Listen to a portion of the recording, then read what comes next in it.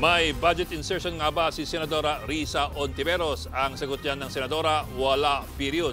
Tinawag pa niyang fake news ang siniwalat na yan ng broadcaster na si Anthony Taberna. Nasa frontline na balitang yan si Rainiel Pawid.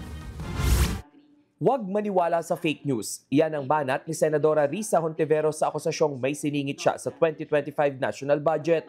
Isiniwalat yan ng broadcaster na si Anthony Taberna sa isang radio program. Habang sa isang hiwalay na Facebook Live video, pinakita ni Taberna ang papel ng ilang infrastructure at flood control project na nakapangalan umano kay Hontiveros bilang proponent. Higit 3 billion pesos daw ang kabuang halaga nito na balak umanong itayo sa ilang probinsya sa Northern at Central Luzon.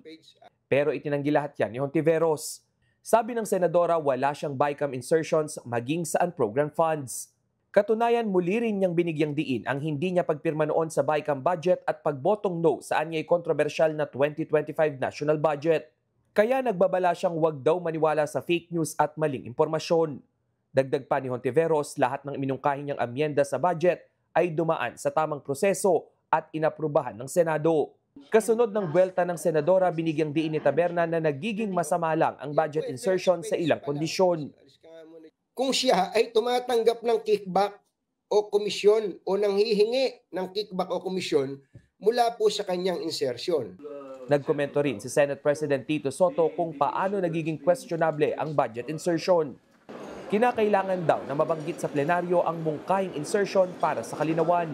Pag hindi in-approve on second reading, at somewhere along the way, pinasok ang amendment or in the BICAM, pinasok, insertion yun. Yun ang insertion. Yun ang hindi natin dapat tinotolerate. Samantala, hindi muna magsasagawa ng sesyon ng Senado hanggang Miyerkules para tutukan ang mga budget hearing para sa 2026 national budget. Ayon kay Soto, hindi naman daw pinasa-certify as urgent ni Pangulong Bongbong Marcos ang pambansang pondo para mabusisi ito ng maayos. Nagbabalita mula sa Frontline, Rainiel Pawid, News 5. Mga kapatid, Ed Lingaw po, maging maalam at may pakialam sa mga napapanahong balita sa ating bansa. Para sa mas malilimang pagtalakay at paghimay sa mga issue at headlines, mag-follow at mag-subscribe sa social media pages ng News 5.